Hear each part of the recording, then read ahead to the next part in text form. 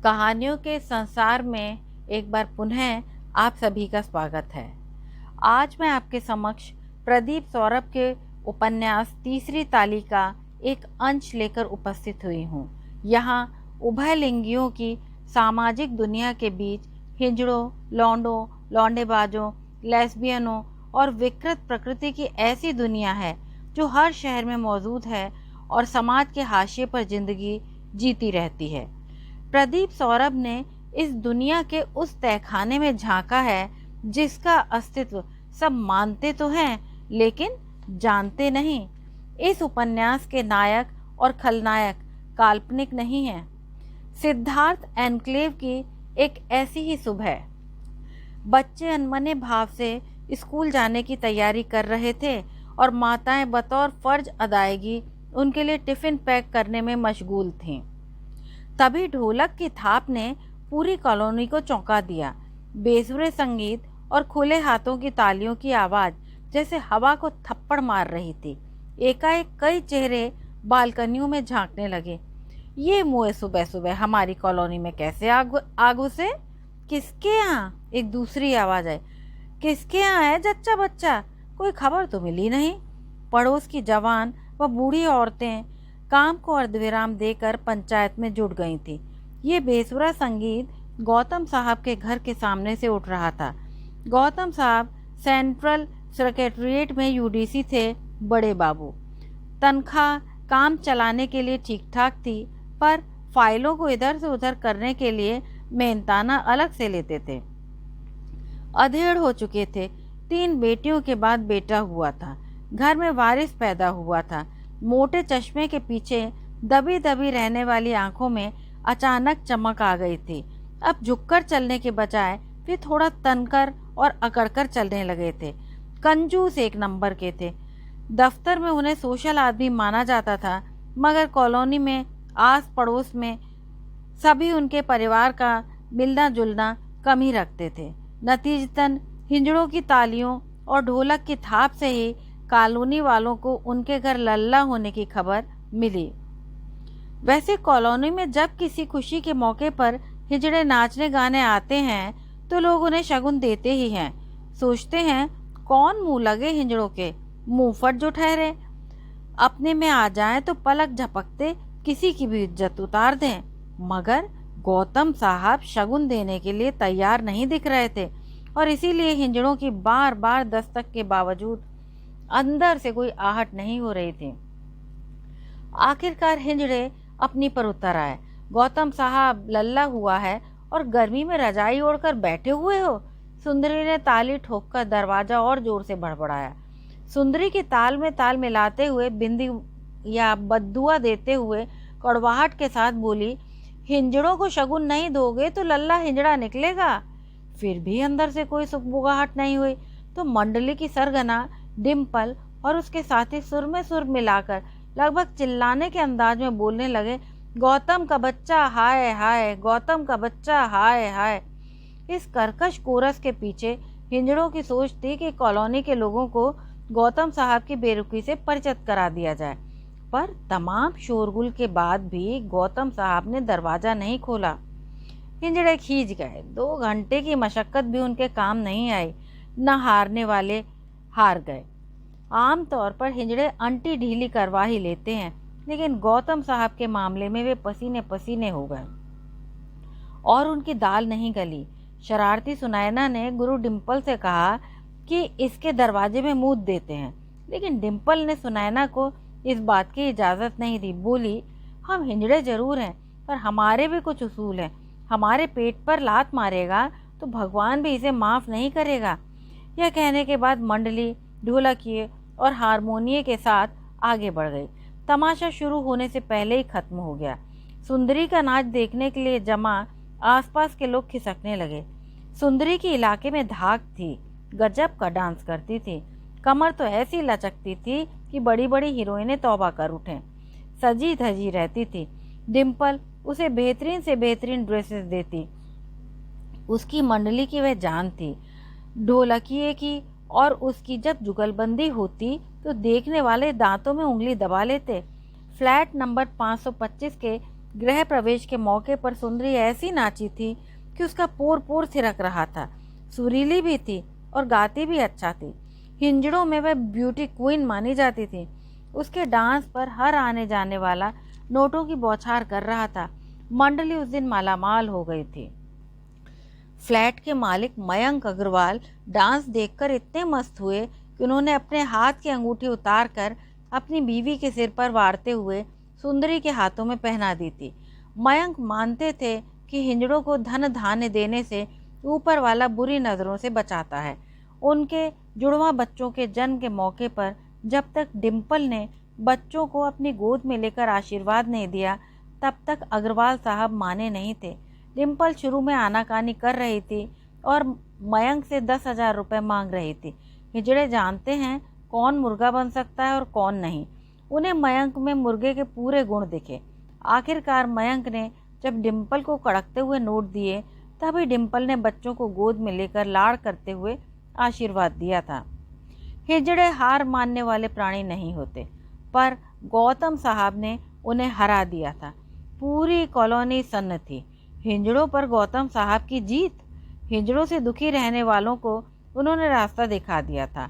वे अगर हिंजड़ों से निपटने के 50 कारगर तरीके शीर्षक से किताब लिखते तो शायद इस कॉलोनी में वह हाथों हाथ बिक जाते। सिद्धार्थ एन्क्लेव भारत की सबसे बड़ी हाउसिंग सोसाइटी थी। 5,000 से ज़्यादा फ्लैट, भांति भांति के लोग, मलयाली, तेलुगु, बंगाली, बिहारी, पंजाबी, उड़िया, कश्मीरी, सब एक जगह रहते हैं मिलजुल कर। कभी कभी आपस में भिड़ भी लेते हैं, लेकिन दंगों की स्थिति कभी पैदा नहीं हुई। वैसे इंडिया में दंगे तो एक सामान्य बात है। अलीगढ़ से लेकर अहमदाबाद तक न जाने कितने शहर दंगों के लिए मशहूर हैं। जलते लोग, जलाते लोग, मरते लोग, मारते लोग, दंगों के सहारे सत्ता तक पहुंचते लोग, सत्ता से बेदखल होते लोग, फिर भी कहते हैं ये दुनिया एक दुल्हन, दुल्हन के माथे की बिंदिया, यह मेरा India, I love my India. हिंजड़े बेशक चले गए थे, पर बालकनियों की रेलिंगों पर लटके लोगों के बीच खुसुर फुसुर शुरू हो चुकी थी। उनके पास यह खबर ब्रेकिंग न्यूज़ की तरह थी, जिसे हर घर बारी बारी से दोहरा रहा था। लोग बिजली पानी की किल्लत कुछ पलों के लिए भूल गए थे और चटकारे ले लेकर इसकी चर्चा कर रहे थे। मोहल्ले में ऐसी खबरें प्रायः कई दिनों तक हवा में तैरती रहती हैं, फिर आहिस्ता आहिस्ता उनका रंग फीका पड़ जाता है। गौतम साहब तो अजीब आदमी निकले। मिसेस प्रतीक टंडन अपने पति से बुदबुदाते हुए बोली, अरे 150 दे देते तो छोटे बाप के न हो जाते। मिसेस टंडन चाह रही थी कि उनके पति इस प्रसंग को थोड़ा और बढ़ाएं, पर मिस्टर टंडन ने अपनी पत्नी की बातों पर ध्यान नहीं दिया। वे दफ्तर के मसलों को लेकर उलझे हुए थे, इसलिए पत्नी के साथ मिलकर निंदा रस का आनंद नहीं लेना चाहते थे। मजबूर मिसेस टंडन मुंह बनाते हुए किचन में चली गई। ऐसी खुसुर फुसुर इधर उधर हो रही थी।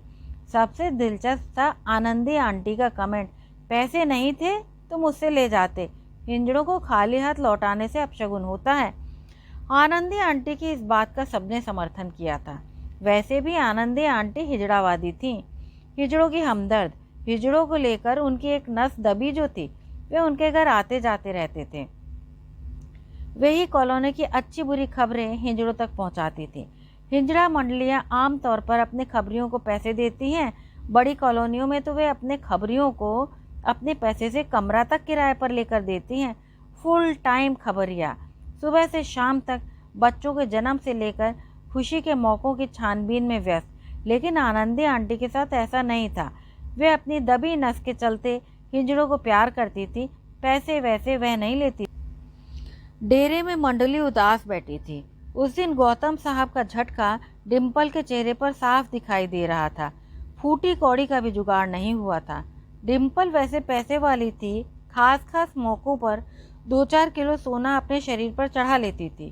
वह चाहती तो बाजार में दुकानों के आगे ताली ठोक ठाक कर दुकानदारों से दिहाड़ी बना लेती, लेकिन दुकानों और सिग्नलों पर कारों को रोककर पैसा मांगने वाले हिंजड़ों को वह चिचोरा मानती थी।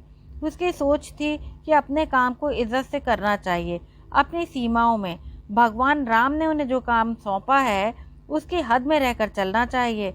इसी सोच के चलते सिग्नल पर पैसे मांगने वाली कला मौसी के साथ उसका कई बार झगड़ा हो चुका है।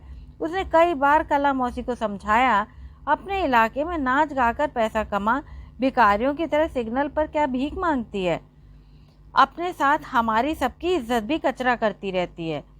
कला मौसी पर इस तरह की फप्तियां कसते हुए डिम्पल भूल जाती कि वह बूढ़ी हो चुकी है। दरअसल हिंजड़ों में यह प्रथा है कि बूढ़े हिंजड़ों को साथी हिंजड़े मौसी पुकारने लगते हैं। बुढ़ापे के चलते कला मौसी की आवाज़ भी बेसुरी हो गई थी, कमर में भी दम नहीं था। कभी उसके नाच के आगे डिम्पल जैसे हिंजड़े पानी भरते थे, पर अब उसका पानी उतर चुका था। गौतम साहब की बेजा हरकत काफ़ी समय तक डेरे में चर्चा का विषय रही, फिर धीरे धीरे सब उसे भूल गए। कई बरस बाद की बात है, डेरे पर खाने की तैयारियां जोर शोर से चल रही थीं। नेपाल से आया हुआ बहादुर शेरपा जब से डेरे की रसोई संभालने लगा था, खाने का स्वाद भी बढ़ गया था।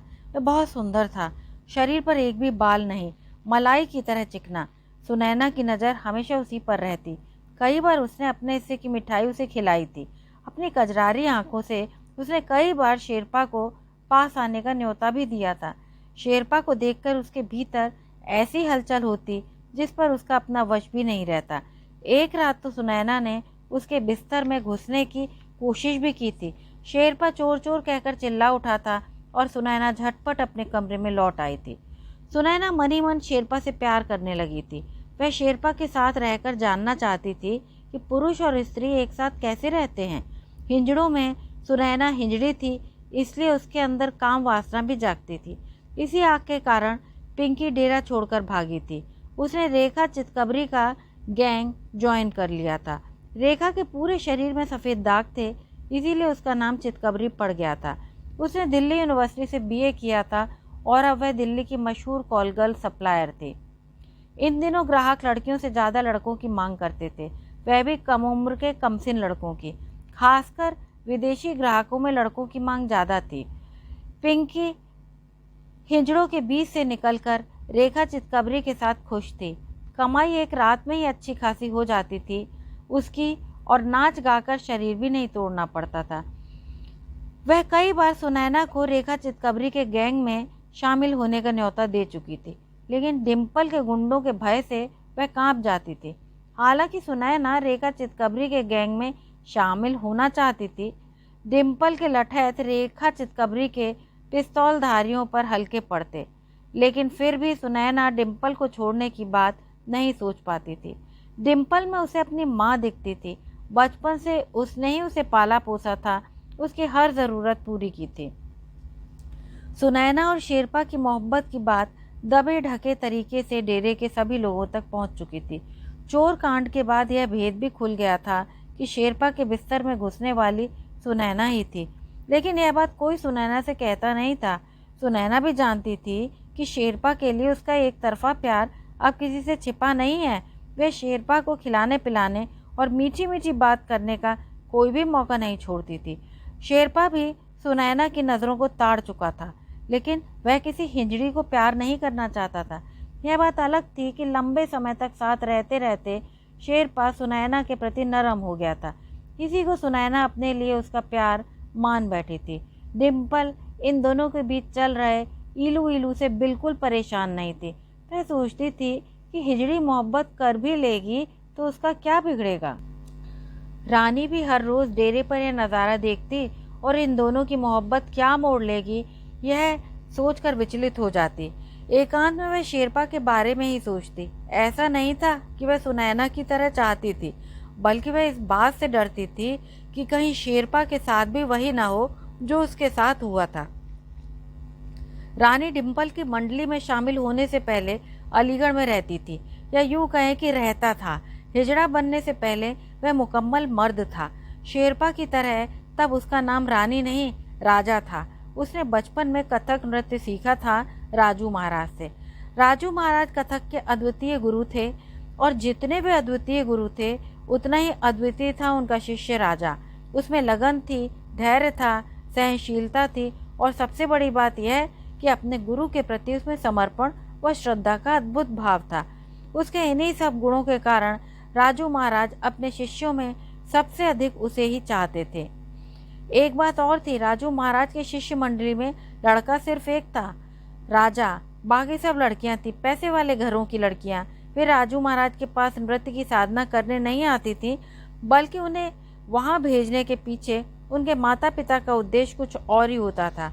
वे सोचते थे कि लड़की के रिश्ते की बात चलाते वक्त जब लड़के वालों को यह बताया जाएगा कि लड़की घर के कामों में निपुण होने के अलावा कथक नृत्य भी सीख रही है, और वह भी राजू महाराज सरीखे नृत्य गुरु से, तो इस बात का उन पर अच्छा प्रभाव पड़ेगा। वे समझेंगे कि जिस लड़की को हम बहू बनाकर अपने घर में लाना चाह रहे हैं वह सचमुच सुसंस्कृत है। जहाँ तक इस बारे में लड़कियों की निजी सोच का सवाल था, वे राजू महाराज के पास नृत्य सीखने के बहाने से अपने बॉयफ्रेंड्स के साथ मिलने और मौज मस्ती करने का मौका जुटा लेती थी। नृत्य को लेकर लड़कियों के माता पिता की सोच और स्वयं लड़कियों की सोच से भी राजू महाराज अनभिज्ञ नहीं थे। नतीजतन वे भी लड़कियों को चालू किस्म की ही शिक्षा देते थे, जबकि राजा को सिखाते वक्त अपनी संपूर्ण कला, नृत्य का संपूर्ण ज्ञान उसके भीतर उड़ेल देने की भावना से अनुप्राणित रहते थे। फलतः राजा थोड़े समय में ही कुशल नर्तक बन गया। शरीर में गजब का लोच, पैरों में अकल्पनीय थिरकन। जब वह कथक नृत्य के जयपुर घराने की पच्चीकारी और विशिष्ट कला के साथ प्रस्तुत करता तो दर्शक अनायास कह उठते, वाह उस्ताद। इसके बावजूद राजा महसूस करता कि मैं अभी तो कहीं भी नहीं पहुंचा हूँ, मुझे तो अभी और आगे जाना है, और आगे और आगे। अलीगढ़ के समारोहों में राजा के नृत्य की धूम रहती। सच तो यह था, वहाँ के समारोह उसके नृत्य के बिना पूरे नहीं होते थे, लेकिन कथक उसके लिए साधना थी, इसलिए वह कार्यक्रम देने के बदले में पैसे नहीं मांगता था। वह तो हमेशा यही चाहता था कि उसके नृत्य को लोग देखें और सराहें। कथक सीखने के दौरान राजा के माता पिता असमय चल बसे। गरीबी ने उसे तोड़ दिया, रोजी रोटी के लाले पड़ने लगे, गुरुजी की मदद कम पड़ने लगी। वे कोई धन्ना सेठ तो थे नहीं, फलतः राजा के लिए कथक के अलावा रोजी रोटी का जुगाड़ करना जरूरी हो गया था। उसने सोचा क्यों न किसी बैंड पार्टी में डांस करके पैसे कमाए जाएं। उन दिनों बैंड में डांसर रखने का नया नया चलन शुरू हुआ था। राजा के दिमाग में भी अंधेरा पसरा हुआ था। उसे और कुछ नहीं सूझा तो वह मस्ताना ब्रास बैंड के दफ्तर में पहुंच गया। मस्ताना बैंड का दफ्तर शहर के भीड़ भाड़ वाले इलाके में था, मदार गेट और फूल चौराहे के बीच। आमने सामने मुस्लिम और हिंदू बस्तियां थीं, दोनों के बाजार अलग अलग। मस्ताना बैंड का दफ्तर मुस्लिम इलाके के बाजार में था, सकरी गली में, लेकिन खोजने में कोई दिक्कत नहीं होती, नामी बैंड जो था। क्या बात है, इतनी देर से क्या देख रहा है? कुछ नहीं, राजा ने डरते हुए कहा। कुछ नहीं तो यहाँ खड़ा खड़ा तेल बेच रहा है क्या? सिराज भाई झुंझलाते हुए बोले। तभी ड्रम बजाने वाला अख्तर बोल पड़ा, सिराज भाई ये राजा है, गजब का डांस करता है। यह सुनते ही सिराज भाई के कान खड़े हो गए। दरअसल उनके बैंड में कोई डांसर नहीं था, इसलिए उन्हें बुकिंग कम मिलती थी। आजकल बैंड बुक कराने से पहले कस्टमर गवैये और नचनिए के बारे में पूछते हैं। गाने वाला तो उनके बैंड में था, लेकिन डांसर की कमी उन्हें खलती थी। एक डांसर खुद चल कर उनके पास आया था और उन्होंने उसे डांट दिया। भला यह भी कोई बात हुई? इस तरह तो शिकार हाथ से निकल जाएगा। तुरंत उन्होंने नरम लहजे में इस बार उसका नाम लेते हुए कहा, क्या बात है राजा, कोई काम है?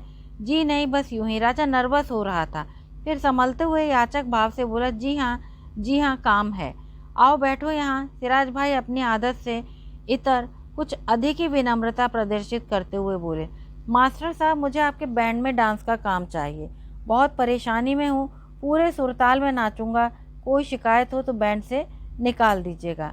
नहीं, हमने सुना है कि तुम अच्छा डांस करते हो। राजा को बात बनती दिखी, उसके मन में खुशी और आंखों में रोटी चमकने लगी।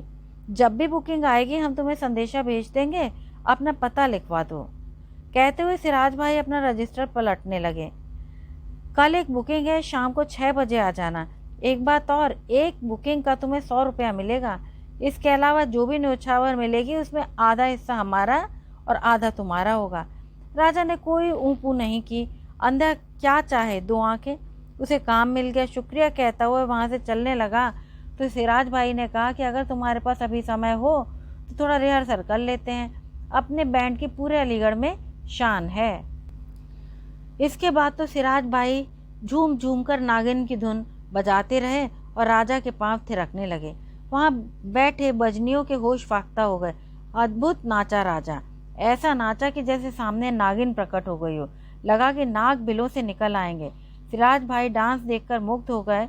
उन्होंने क्लैरिनेट एक तरफ रखकर राजा को गले से लगा लिया, फिर उसका माथा चूमकर बोले, गजब की साधना की है तुमने। ये मुस्टंडे हैं कि इनको 1000 बार समझाओ पर स्वर इनसे निकलता ही नहीं। सिराज भाई राजा से इतने खुश हुए कि उसके लिए उन्होंने चाय और समोसे मंगाए। खूब बातें की। इसके बाद राजा ने उनसे रुखसत लेते हुए कल शाम को 6 बजे आने का वादा किया। राजा के जाने के बाद सिराज भाई लंबे समय तक सोचते रहे कि अब उनकी बैंड पार्टी अलीगढ़ में एक बार फिर से नंबर 1 के मुकाम पर होगी।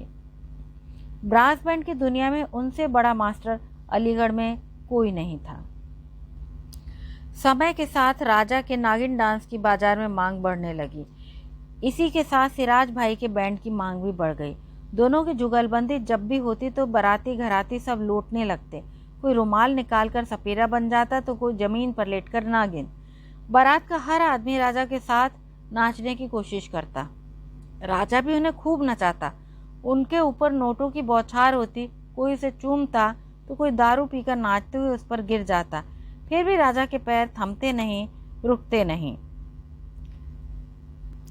काम न होने के दिनों में बैंडों में काम करने वालों के यहाँ फाकों की नौबत आ जाती है। ऐसे वक्त में आमतौर पर बजनिए दिहाड़ी मजदूरी करके अपना पेट पालते हैं।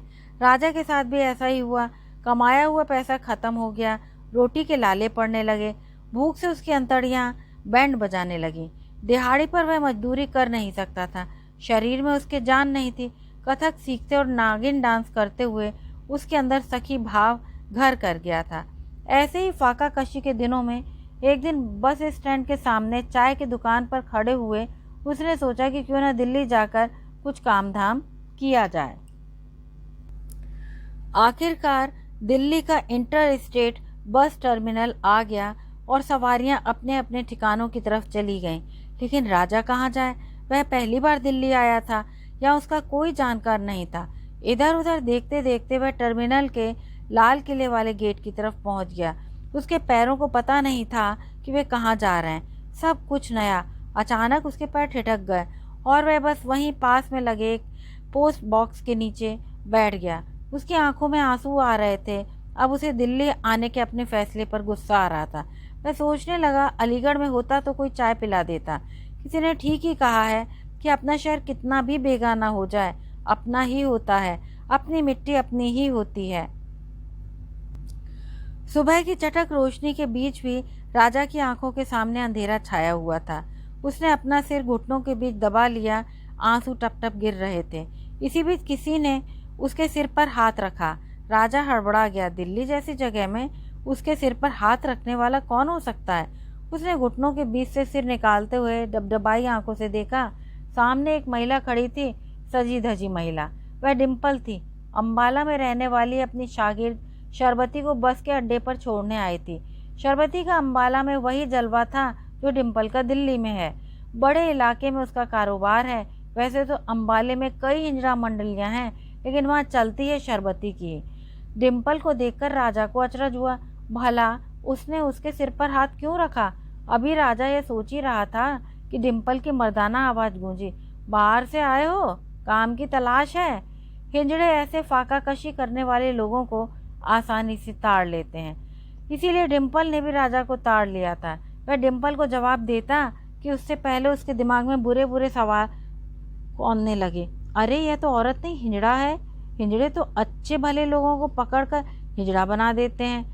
राजा ने हिंजड़ा के बारे में ऐसी कहानियां पहले से सुन रखी थी। उसे कुछ सूझ नहीं रहा था। वह डिम्पल के सवाल पर चुप्पी साध गया। डिम्पल ने फिर अपना सवाल दोहराया, काम की तलाश है? दुखी बैठे रहोगे तो भूख से मर जाओगे। भूख सुनते ही राजा का पेट तालियां बजाने लगा। वह सोचने लगा कि इतने बड़े शहर में वह अकेला है जिसने की उसकी सुध ली है। हिजड़ा है तो क्या खाना तो खिलाएगा ही, कुछ काम धंधे में भी लगा सकता है। उसके मन में विचार भी आया कि असली हिजड़े तो वे हैं जिन्होंने मेरी कला की इज्जत नहीं की और मुझे भूख से मरने के लिए छोड़ दिया। हिजड़े भी तो भगवान के बनाए हैं। यह सब सोचते हुए उसने मन ही मन डिम्पल के साथ जाने का फैसला कर लिया। वह बोला, कुछ काम वाम दिलवा सकती हैं? मैं बहुत परेशान हूँ। मेरे पास 2 गाय हैं और 1 भैंस, तुम उनको संभाल लेना, रहने के लिए कमरा भी दे दूंगी।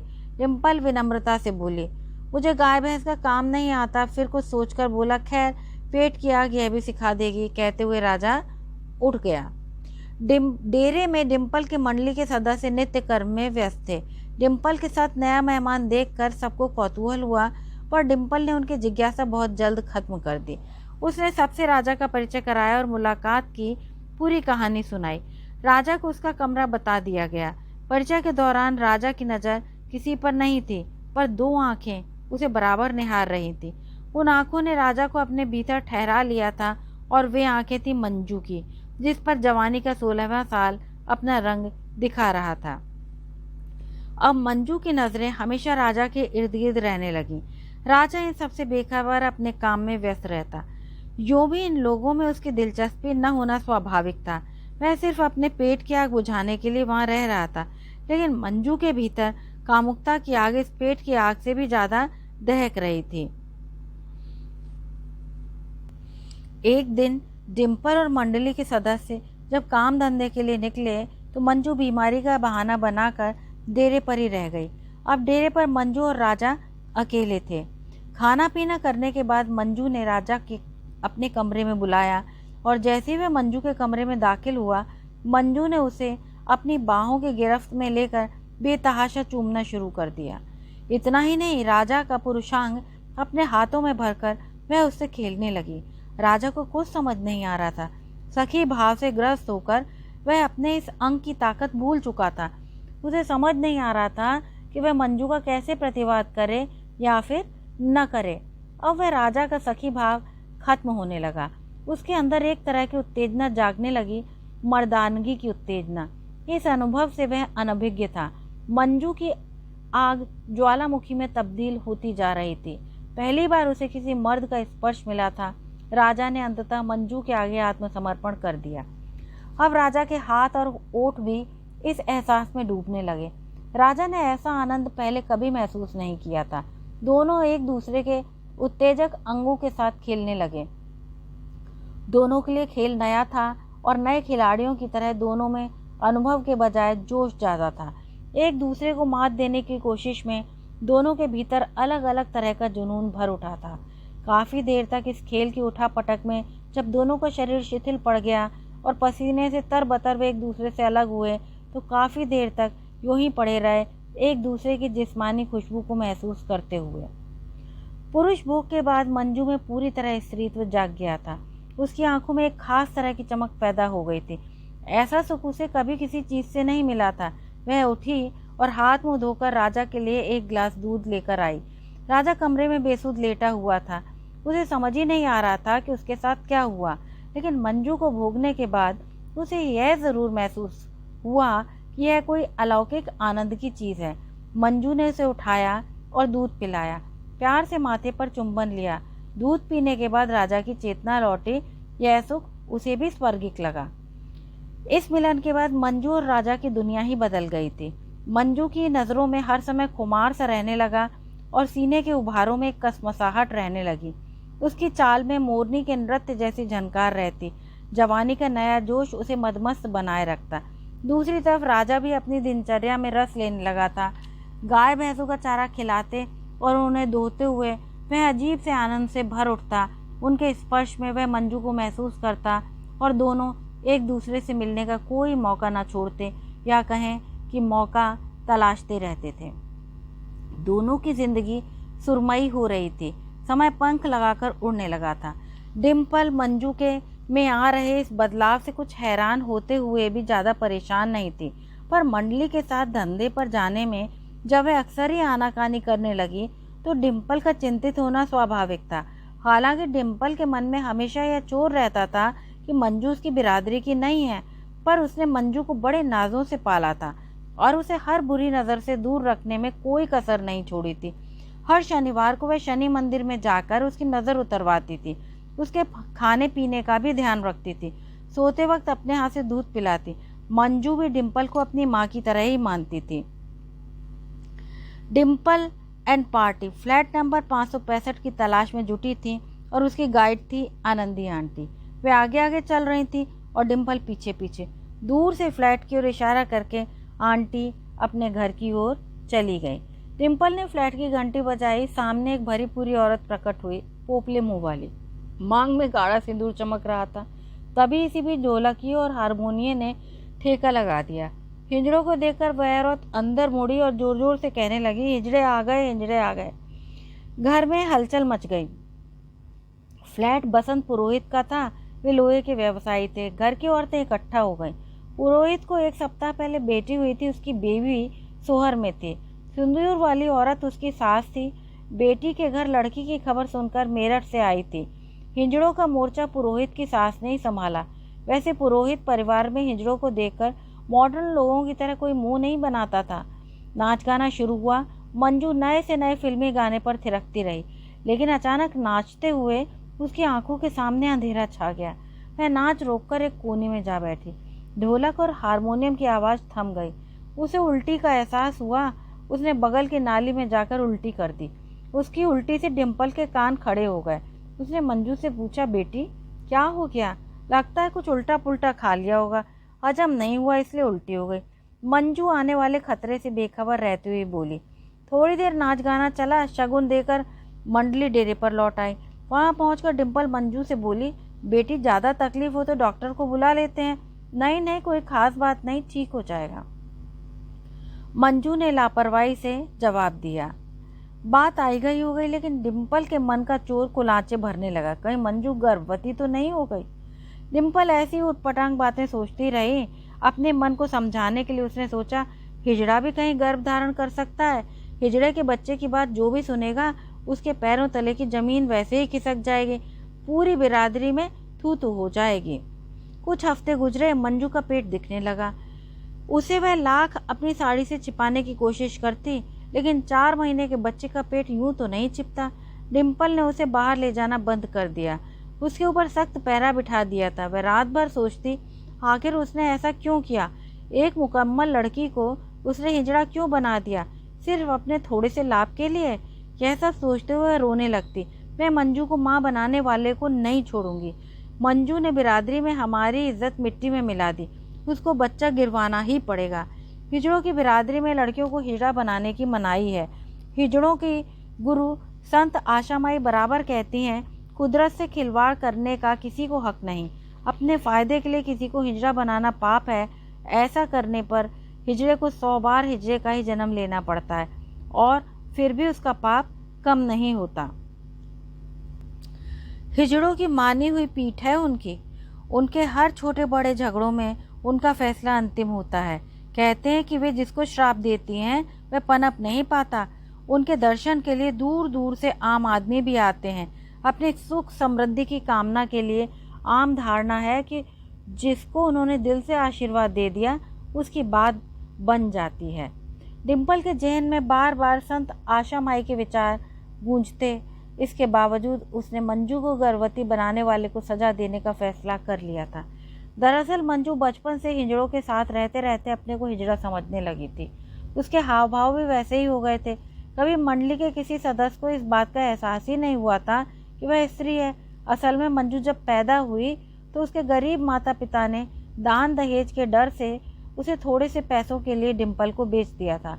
डिम्पल का उस वक्त मातृत्व जागृत हो गया। उसे बच्चे की आस थी। बच्चा वह जन नहीं सकती थी। वह कभी कभी सोचती कि जो जन नहीं सकते वे बच्चों के ऊपर पड़ने वाले काले साए को दूर रखने का आशीर्वाद देते हैं। बच्ची को लेते वक्त उसका मातृत्व हिलोरे मार रहा था। उसने सोचा था कि वह मंजू को लाड़ प्यार से पालेगी, पढ़ाएगी, लिखाएगी, बड़ी करके उसकी शादी करेगी। शुरुआत में उसकी सोच ऐसी ही थी, लेकिन धीरे धीरे उसे लगने लगा कि हिजड़े के बच्चे को कौन दाखिला देगा स्कूल में। वह क्या जवाब देगी कि उसे लड़की कहाँ से मिली, उसका बाप कौन है, और सबसे बड़ा सवाल यह कि कौन शरीफ ज़्यादा हिजड़े की लड़की से शादी करेगा। इन सवालों के आगे जब डिम्पल हार गई तो उसने मंजू को हिजड़ा बनाने का फैसला कर लिया। उसे नाच गाना सिखाया और मंडली के साथ ले जाने लगी। इसी बीच उसे यह पता नहीं लगा कि कब वह जवान हो गई। वह इस बात से बेपरवाह रहती कि मंजू के भीतर कभी जवानी भी जोर मारेगी। वह जिस राजा को उसके पेट की भूख मिटाने के लिए अपने डेरे पर लेकर आई थी, उसने कब उसकी मंजू को पूर्ण स्त्री बना दिया वह जान नहीं सकी। वह ऐसा सोच भी नहीं सकती थी। उम्र के इस उफान पर तमाम पहरे काम न आए। मंजू बिना ब्याहे राजा की पत्नी हो गई। वह अपनी मांग में राजा के नाम का सिंदूर भी धारण करने लगी। ऐसा होता रहा और डिम्पल को कानों कान खबर भी नहीं। डिम्पल के डेरे में भी अंधेरा पसरा था, मगर उसके अपने कमरे में छोटी बत्ती जल रही थी और वहां मौजूद 5 लोग शाम से ही दारूबाजी कर रहे थे। डिम्पल कभी कभी मुसीबत में इनको याद कर लेती थी और काम हो जाने के बाद अच्छे पैसे देकर विदा कर देती थी, लेकिन आज वे लोग दारू पीकर मस्त हो गए थे, निर्वाण की स्थिति में पहुंच गए थे। अब उनके लिए न कुछ अच्छा था न कुछ बुरा। डिम्पल ने सोचा यही सही वक्त। वह उठी और सबको अपने पीछे चलने का इशारा किया। सभी उसके पीछे पीछे आंगन की ओर चल दिए। राजा का कमरा उड़का हुआ था। दरअसल डेरे में कोई भी अंदर से सिटकनी बंद नहीं करता था। डिम्पल के हाथ का हल्का सा दबाव पड़ते ही दरवाजा पूरा खुल गया और चांदनी रात होने के कारण अंदर का कुछ कुछ धुंधला सा दिखाई पड़ने लगा। डिम्पल के साथ वे 5 भी अंदर हो लिए। राजा आराम से सो रहा था। उसके होठों पर हल्की सी मुस्कुराहट तैर रही थी। शायद वह कोई हसीन सपना देख रहा था। डिम्पल ने दरवाजा अंदर से बंद कर लिया। 2 मुस्टंडों ने राजा के हाथ और 2 ने उसके पैर अपने हाथों में जकड़ लिए। राजा हकबका गया, हिल न पाया। उसने चिल्लाने की कोशिश की पर उसके मुंह से आवाज़ न निकली।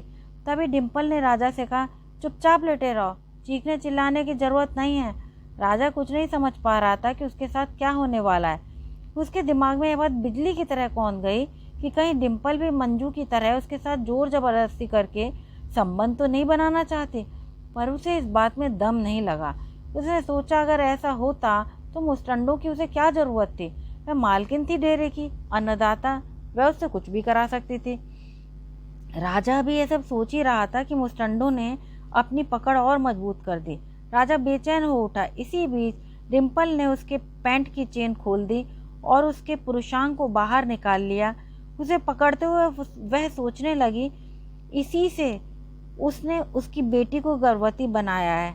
अब न रहेगा बांस और न बजेगी बांसुरी। अचानक एक आदमी ने राजा के पुरुषांग पर वार किया। कमरे में एक चीख उभरी। राजा का हाथ पकड़े एक मुस्टंडे ने उसके मुख पर हाथ रख दिया। राजा तड़प रहा था लेकिन कुछ करने में असहाय था। कमरे में खून की गंगा जमुना बह उठी। मुस्टंडों से अपने को छुड़ाने की राजा की हर कोशिश नाकाम हो गई। अंततः पीड़ा के कारण कराहते हुए वह बेहोश हो गया। अब सजा की बारी मंजू की थी, मगर उसके साथ डिम्पल ऐसा कुछ नहीं करना चाहती थी जिससे उसे तकलीफ हो। उसने नर्सिंग होम में बच्चा गिराने का फैसला किया। मुन्नारिका में कई नर्सिंग होम थे जो अवैध गर्भपात कराने के लिए जाने जाते थे। अगली सुबह डिम्पल एक नर्सिंग होम में जाकर मामला तय कर आई। गर्भपात के साथ उसके पैकेज में बच्चेदानी भी बाहर निकलवाने का अनुबंध था। बच्चेदानी ही नहीं होगी तो बच्चा कैसे ठहरेगा। डिम्पल आज धंधे में नहीं गई। मंजू को राजा के कमरे के बाहर देखकर उसने कहा, राजा 3-4 दिन के लिए बाहर गया है, मैंने उसे अम्बाला भेजा है। डिम्पल की यह बात सुनकर मंजू को इत्मीनान हो गया। मंजू बच्चा जनने के लिए इतनी उत्साहित थी कि उसके पोर पोर से खुशी की तरंगें उठती थीं। फुर्सत के क्षणों में अपना पेट सोहराते हुए वह अपने बच्चे से बतियाती, पूछती, लड़की हो या लड़का, बोलते नहीं हो, बस हिलते डुलते हो। मंजू ऐसी न जाने कितनी बातें अपने गर्भस्थ शिशु से किया करती थी। अगर उसके गर्भवती होने की बात किसी को न पता होती तो वह आसानी से उसे पगलिया कह सकता था और भी सपने बुनती, बच्चा पैदा करने के बाद मैं नाच गाना छोड़ दूंगी, वरना हिंजड़ों के बीच रहकर मेरा बच्चा भी मेरी तरह हिंजड़ा बन जाएगा। राजा के साथ कहीं अलग घर बसाऊंगी, बच्चे को पढ़ा लिखाकर बड़ा आदमी बनाऊंगी। मंजू इस बात से अनजान थी कि डिम्पल उसके सपनों को बदरंग करने वाली है। उसने कहा कि डॉक्टरनी से आज तुम्हारा चेकअप करा लेते हैं, बेटी बच्चा 4 माह का हो गया है, इस समय डॉक्टरनी को दिखाना जरूरी है। मंजू पर डिम्पल का तीर चल गया। वह तैयार होकर चेकअप कराने के लिए चल दी। डिम्पल ने झटपट कपड़े बदले और मंजू को साथ लेकर नर्सिंग होम के लिए रवाना हो गई।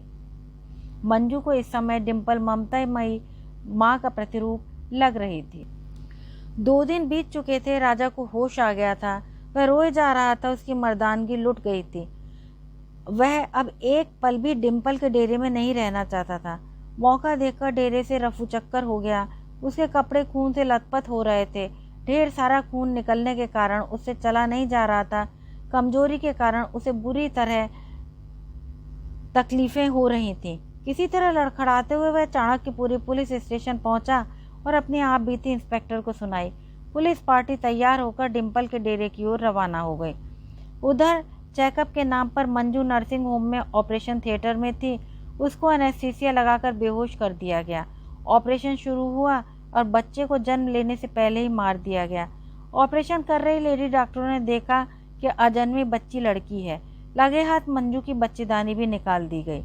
डॉक्टरनी ने ऑपरेशन थिएटर से निकलकर बताया कि सब ठीक ठाक हो गया है, मंजू को कुछ दिन अस्पताल में रखना होगा, बच्चेदानी निकालने के बाद की देखभाल जरूरी है। पर डिम्पल के चेहरे पर अब संतोष था। वह खुद को विजयी मान रही थी। उसने दोनों को अपनी अपनी तरह की सजा दे दी थी। जब आप सब कहानी सुनते सुनते मेरे साथ यहाँ तक आ ही गए हैं, तो इस प्रकार की अन्य कहानियों को सुनने के लिए कृपया चैनल को लाइक और सब्सक्राइब अवश्य करें। धन्यवाद।